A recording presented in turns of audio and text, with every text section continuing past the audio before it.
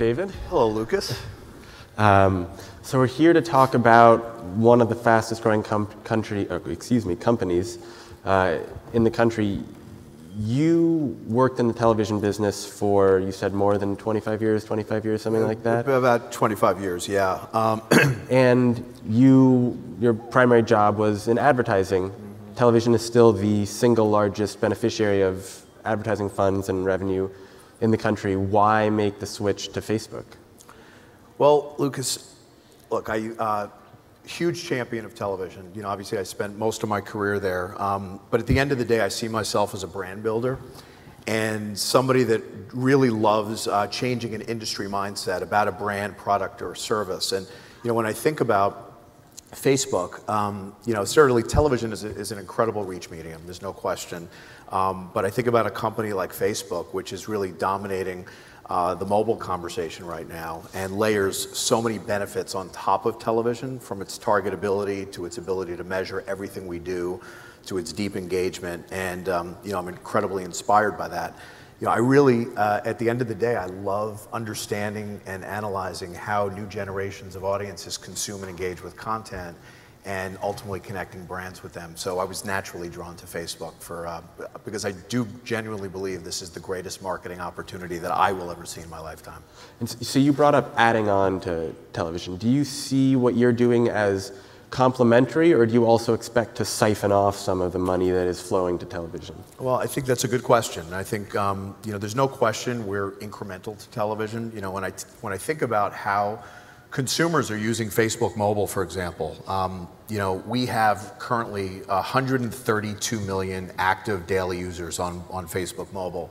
100 million of them consume Facebook mobile during prime time hours, and most of them are doing it while they're on their couch watching television as a second, or in some cases, their first screen. So I think it goes really well hand in hand with television and can provide incremental reach and engagement and as I said, targetability that you can't get with any other mass media. Right. So you've said kind of the key word at Facebook these days, which is mobile, several times already.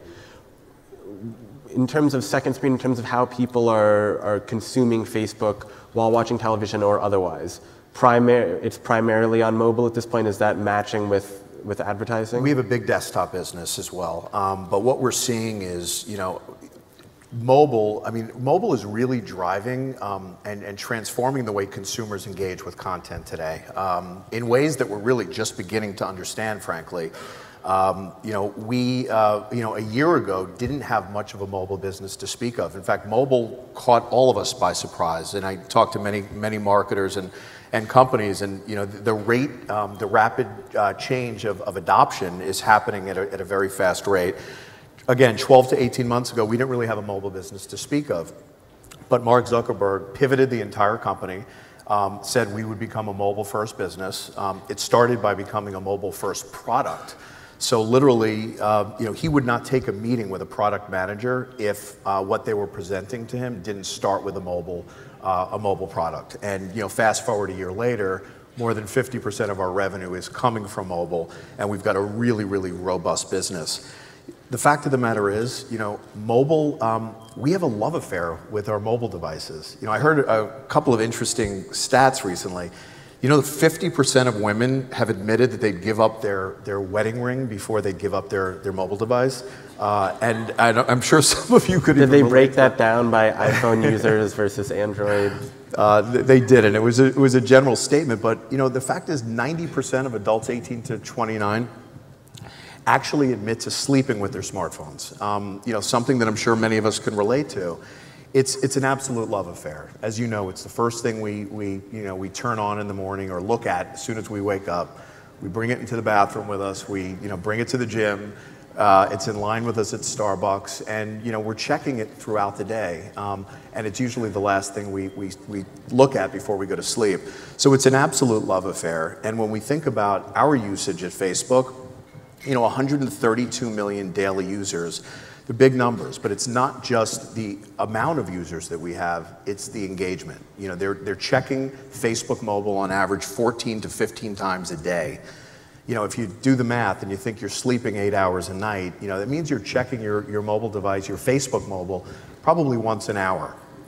and you're spending more time on Facebook mobile than you are the 9 leading digital platforms combined. I'm talking YouTube, I'm talking Yahoo, AOL, Twitter, Pandora, Pinterest, LinkedIn, Snapchat, etc.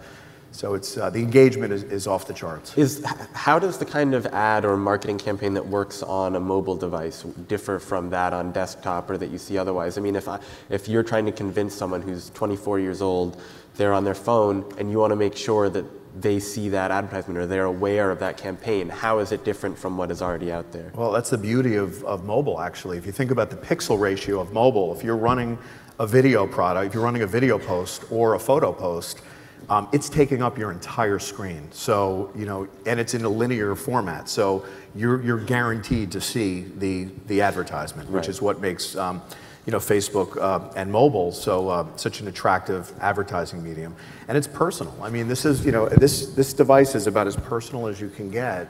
And the business of marketing is moving towards personalization. And with Facebook, it's really about personalization at scale. Right. And do you run the risk of too many? I mean, do you hear that complaints from users at this point, or is it too early for that? Look, we are, as a business, we are constantly looking at user sentiment and testing, what we can, how many ads to run in one's newsfeed. And, the minute that we get even a small drop in engagement, we turn the spigot off. So, what we have found right now is, if you look at your newsfeed, you will not see more than one out of every 20 posts in your newsfeed would be an advertisement. And that seems to be the right, the right mix for us at this point in time. But I'll tell you, as the quality of advertising improves, as we, get into video, and advertisers like the film business, for example, really embrace the platform and run trailers, which is we know is some of the most engaging content. We might be able to push that, but right now it's about 1 in 20. Now you brought up the film business. We were speaking backstage, and you said that television studios and networks have been a bit more receptive to your message so far than film studios. Why is that? Well, I think. It's a good question. First of all, I'm 4 months into the job right now, and the entertainment vertical for us it's big business for us, but it almost is a tale of two cities. I see, the television networks really embracing us in ways that they didn't even 6 months ago. So much so that they're already eager to place big investments around their fall season. We've proven results. I mean, we can take a look at what we've done for, we had a great case study recently in television. Stars came to us. They were launching the show White Queen, and they were looking for help to get the show watched, build awareness, and ultimately drive tune-in. They came to us with a 3-day ad campaign targeting women 25 to 54. Over 3 days, we got them a 25-point lift in awareness, which Nielsen said, by the way, was the greatest awareness lift that they've ever seen in the history of entertainment. They got a 25-point lift in awareness. We reached 25 million women 25 to 54, which was like 41% of their target demo. And we got them a 9-point lift in tune-in. So it works, and they've recognized it. I think the film industry is also embracing it. I think they're a little slower to optimize the opportunity. And I think part of the problem, or part of the issue, is we're a different company than we were just a year ago in terms of the products that we can offer. A year ago, the product that we could offer to movie studio was really all about acquiring fans.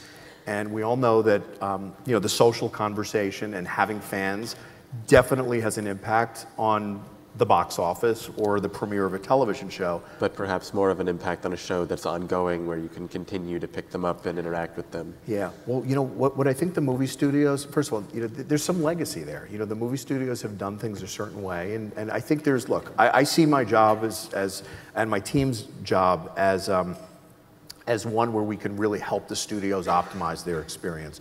We have advanced targeting capabilities now that would enable us to target potential moviegoers beyond their fans or their friends of the fans. Right. And that's the opportunity for them. Well, and you brought up trailers. Not to talk about my own work, but I wrote a story a little while ago about why movie studios were primarily debuting had moved to YouTube mostly for premiering trailers rather than Apple and Yahoo, whom they still work with but had been the dominant players a couple of years ago. While talking with people at studios, Facebook kind of cropped up as an exception to pretty much all these rules because of the way one can embed videos or can't on Facebook. Mm-hmm. How exactly does that work, and is it difficult to convince movie studios to try and come to you first, or are you a part of every campaign? I'd say we're a part. I would say we're not the cornerstone of their marketing plan right now, and I think that's the missed opportunity. But we have thousands of marketers today that run video page post ads, and are reaching targeted demographics every single day on Facebook. In December, according to ComScore, we had 79 million unique video users, and we served 13 billion video views. So we're big in the video business. We're really big. The product that we're testing and will launch imminently is a premium video product, and it'll be an autoplay video.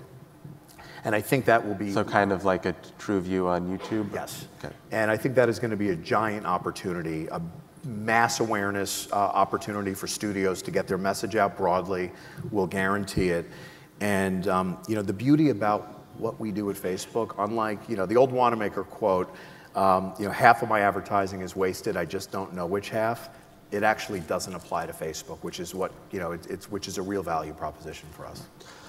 In terms of those video ads, I mean, how does that work on Facebook? How would the average Facebook user all of a sudden start seeing a video ad? It'll show up in their newsfeed, on their mobile device or on their desktop. It's that simple. Right now, as I said, it's click to play, but in the very imminent future, it'll be. It would just start playing. It'll just literally start playing. And is that something you see mostly being used by the entertainment industry, or will that have mass appeal to whomever wants to make a branded? I think it'll have I think it'll have mass appeal across all verticals. I think it will have big implications for the entertainment industry, for both television and film. Because if you think about it, and the entertainment industry really, the way I look at it, they almost have a superpower on Facebook, and that superpower is they can leverage the same advanced targeting capabilities and mass reach as all the other advertisers that we do business with, but the message they run, which for the most part is video and trailers, happens to be universally accepted as engaging content that people want to share, people want to talk about, and people want to be entertained by. And that gives them a real advantage, I think, when it comes to our video product. Right.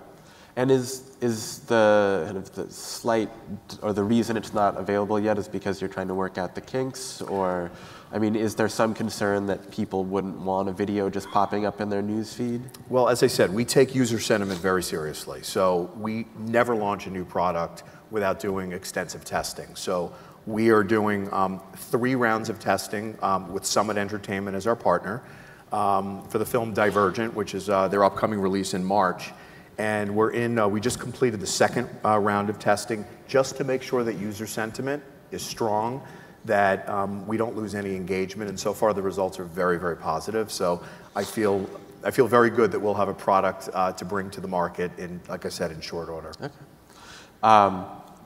Not to only harp on the entertainment business, but we are in Los Angeles. You said earlier kind of the importance of that vertical to Facebook. How big a part of the ad business at Facebook is the entertainment business? It's a big part. I'm not going to disclose the numbers, but we do a very significant amount of business with both television and film right now. Right. And on the television side, when you hear Twitter talk about it as the second screen app that people can use right. while watching television. What they say separates their product is that people tweet while they are watching a show. Facebook is something that people use during a show, after a show. Do you need to be the live TV companion? Yeah, there certainly is a lot of talk about real-time conversation now, and I'll tell you, and it may surprise you, and it may surprise people in this audience, but Facebook dominates real-time conversation when it comes, versus all the other social networks combined. So you mentioned watching a show. I can tell you that Facebook has more than 5 times more real-time conversations around television in real time than as I said, any of the other social networks combined. So we're in the real-time space, but that's not, you know, to us, that's not the holy grail. It's one piece of, you know, it's one piece of the puzzle. At the end of the day, we are laser focused on driving real business outcomes for a movie studio or a television network. And those business outcomes are about driving awareness and ultimately getting a consumer to actually make a decision, whether that's to watch a television show or whether that's to go buy a movie ticket. Those are the outcomes we're focused on, and we believe those, in order to influence those outcomes, the message has to be seen before the event, during the event, and even after the event. And you know, I can name a number of case studies where that's been the case, and we've driven, you know, we've secured a real lift in viewership. Right. So I mean, one of the cornerstones of your pitch seems to be that Facebook is not just a social media platform anymore. It is something much larger. What do you see it as, and kind of what is the difference between what you see it as and how other people view it? Yeah, great question. You know, it's one of the things that, frankly, that I'll go back to your original question, that really attracted me to Facebook. In doing my homework on the company, so many marketers today see Facebook as a social media tactic. And in fairness, that's how we positioned ourselves a year ago. We were social marketing. But because of these new advanced targeting capabilities and the mass reach that we have, and you know, our advancements on the mobile front, we're so much more than that. And I would argue that this is not about social marketing. This is just about marketing in a social world. And we are at the epicenter of that. We're at the nexus of this change, Facebook. Social is important. Again, real-time conversation, being part of the social conversation you definitely can drive bottom line results. But I would argue that if you're just focused on that, you're not optimizing the opportunity. Fact of the matter is, I don't care if you're a movie studio, a television network, or a product, your fans are a very, very small piece of your potential customer base. And if you are just engaging with those fans or friends of fans, you're missing a huge target audience and a potential customer of yours. And now with our new advanced targeting capabilities, you can get all of them in a no waste manner. So how do you go about expanding the audience for a show? If you are, I'll use this example even though it's actually not on television, technically it's on Netflix. If you're Netflix and you have House of Cards, which just came out this weekend, plenty of people watched it, gets a ton of media attention. How do you try and expand that audience on Facebook? There's so many ways. You know, first of all, for House of Cards, you can target men in, you know, the Los Angeles. You know, first of all, you could have multiple campaigns, multiple targeted campaigns going at the same time using very different creative. So I'll tell you what, I'm going to use Homeland as an example because I'm more familiar with that show. It happens to be one of my favorites. With Homeland, we could do a targeted campaign targeting young men in the Washington, D.C. area that love the show. Boom. We could do one campaign that targets Claire Danes fans across 6 or 7 urban markets on the West Coast. Third campaign, we could target you know, fans of a particular competing network because we think there might be some overlap there, or fans of the show Scandal, where we know there's probably overlap there. And we can do it in a very targeted and efficient way and really expand the potential customer base beyond just the Homeland fans. Right. And how much do you see that expanding that show's audience? I mean, what are some of the metrics, say, you've seen from past work with whether with the Starz show or others? You know, is there a significant increase in viewership? Is it moderate? Is it? Well, I'd say, you know, look, the example I used with Starz, with White Queen, I'd say that was pretty significant. You know, in a 3-day period, a 9-point lift in awareness, and excuse me, in tune-in was a great story. We've done the same thing in film, by the way. I mean, you know, I think of Film District. You know, Insidious Chapter 2. We did a big campaign for them last fall, and you know, in addition to driving millions of video views, we got over 2 million fans and users to actually create and share content about the film. they ultimately saw literally 2x. Opening weekend was 2x what they had anticipated, and it was the second biggest movie opening ever in September. In September, so we really have an ability to drive big results. Right. You mentioned creating. Yeah. What kinds of content are fans creating? Because that's something that I think, at least I associate more with Tumblr, where you have fans of a particular show, they make a GIF about it, they make some kind of creative that they then disseminate across the web. Is that something that you also see? Well, in this particular case, it was about user-generated video. They launched their campaign 9 months. They were trying to bridge between the original and the sequel. So they wanted to keep it, to keep the conversation going during the 9 months before the sequel came out. Right. So this was all about creating user-generated video. It was a very creative way to keep the brand alive and well and keep part of the social conversation on Facebook. Gotcha. Are there particular film studios that you find are more amenable to your pitch than others? I mean, I know that there are certainly some that have been more forward-thinking in terms of just social in general and how they want to handle that.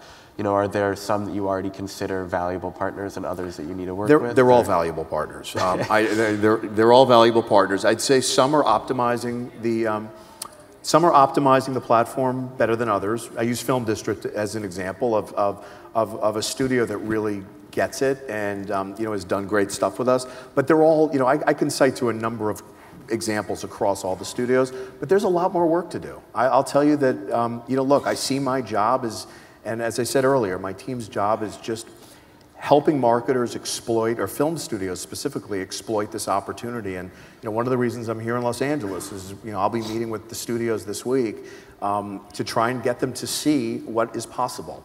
And there's a lot more possible. And what do you want them to be doing on the platform? What are they not doing that could be reaching new fans? I'd go back to my earlier point. I'd like them to see us not just as social marketing, but as an opportunity. They should look at us like every other media platform that they're doing business with. We can provide massive reach, targeted reach, by the way, and really get very precise with our targeting. We can measure the results, offer deep engagement. So the same way they look at television or other mass media, they should be looking at Facebook. Right. Now, one of the issues for not just Facebook, but pretty much every digital company has been convincing advertising money to go from television and print and other more traditional mediums to digital. Mm-hmm. You are growing, but not as fast as many anticipated. Why do you think that has been a struggle? And is it something that will change? Will there be 1 year where all of a sudden kind of the spigot opens and money flows in, or is it going to continue to be a gradual build? Well, we're growing at a pretty rapid clip. You take a look at our last 2 quarters of earnings. I'd say there's a tipping point happening now in real time where marketers are waking up to this opportunity. Now, I will tell you, I still believe we're 1% there. What I see for us over the next year, I see number one, I see the adoption of mobile is going to continue at a rapid clip. It's literally, it's at, mobile and Facebook are really at the center of this changing of consumer behavior right now. 12% of mobile users' time, 12% of people's time is spent on mobile right now, and yet mobile as an industry is only capturing 3% of the dollars. So there's clearly a gap there that I think will be closed over the next year, and that will benefit Facebook as marketers wake up to the opportunity. But I also think from a brand standpoint, brands typically have not used, and this is not just Facebook, but they typically don't go to digital to drive awareness or other brand building objectives. And I would say because of mobile right now, we are, and the fact that we can offer personalization at scale, I think we're a great brand building platform. And then you've got our video product on the way. I think you're going to see a very big push in video over the next year. And I would go back to saying that I think there'll be a change in an industry mindset about social, that it's really not about social marketing. It is about marketing in a social world. That's how I see the future. So if they're not coming to Facebook for awareness, what are they coming to Facebook for? For the fans, or? We do very, very well with performance-based objectives. So we have a huge DR business. Again, it's very measurable. and our results are off the chart. So we do, DR is a very, very big component of our business. And by the way, brand and awareness campaigns are big. They're just, when you think about, I think $370 billion is spent globally on brand business. Digital as a whole is garnering less than 1% of those brand budgets. So there's huge upside there. And how much of those budgets is dedicated to video? I mean, how much more can you charge for a video ad on Facebook than for another ad? Well, look, I think there's always been a premium for sight, sound, and motion, and the fact that we can offer a no-waste environment, unlike television, I think it gives us the opportunity to charge a premium for that. Sure. And I think the market will bear it. To underscore your point, what is that waste that you see in television? Well, again, I'm repeating myself, but what is the waste? I think, I don't think I could answer that question. I don't think most marketers can answer that question. They put a $70 billion a year in television, and I think a large part of that is wasted. You can target by age and gender, but there are so many other targeting abilities that we have at Facebook that that literally create almost a no-waste environment. Sure. In terms of video, one of Facebook's biggest acquisitions was of Instagram. What role may Instagram, both in terms of photo and video, play in these future marketing campaigns? You were saying it was just starting to be a part. We started taking advertising on Instagram this year, in 2013 rather. I think 2014 will be a big year for us with Instagram. We talked about brand budgets. Instagram is an awesome brand building platform. So, I mean, really, we don't do DR business on Instagram. Instagram, the foundation of Instagram is to build brands, and the platform lends itself to that. So I think that's going to be a big boon for the brand business overall. Right. And so, I mean, do you see the approach to Instagram differing from that on Facebook? I mean, it's an entirely different platform. So how, when you are pitching a particular brand, are you now pitching them with Instagram as part of it, but with a slightly different campaign? I mean, how does it factor into your day-to-day? Yeah, well, I mean, it really all depends on the brand's objectives or the marketer's objectives. But yeah, our U.S. sales team is responsible for both Instagram and Facebook, and we don't automatically bundle them together. It's very client specific, but there are certain marketers that just lend themselves really well to Instagram. And those are the ones that we're bringing on board. Right. What's the kind of company that could benefit from using Instagram? I mean, is that a platform that could be of great use to the entertainment business? I think so, most definitely. I most definitely think so. Brands with really compelling, beautiful, creative. So, I would certainly television and certainly the entertainment industry lends itself very well. Sure. We have a few minutes left. I wanted to open it up to the audience in case anyone had questions. If not, and I don't think so. So it's you and I. All right, great. Well, thank you, Lucas. Well, we have a few minutes left, unless you want to. You may feel you've already answered this, but what does, if growth is one pillar for the next year for Facebook, what else does it hold? I mean, where do you see yourself going? You've been there for 4 months. What do you want to accomplish over the next 12? Great question. I want to make sure that every marketer, regardless of vertical, entertainment, CPG, restaurants, retail, are recognizing the power of our platform to drive meaningful business results, first and foremost. I want to make sure that not only are they recognizing it, but that we're helping them and really being an extension of their agency and their marketing team to help them optimize the experience. Very, very important. I feel like there's a lot more evangelization around mobile that needs to be done. Mobile, as I said, has taken everybody by surprise, and it's time for companies to catch up and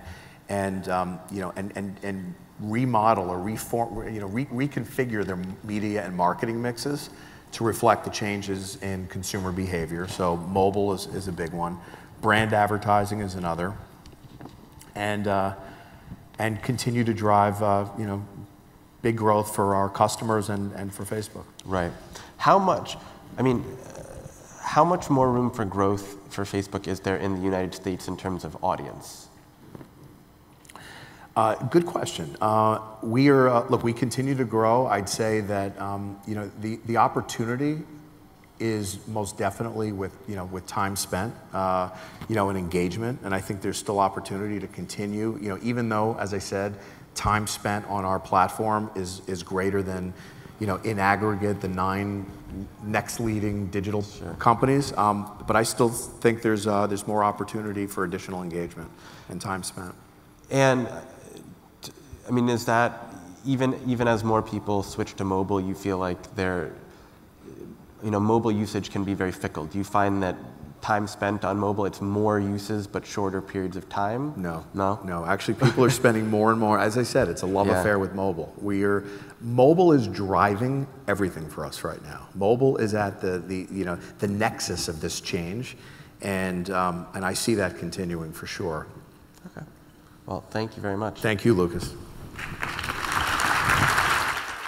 Thank you to David and Lucas.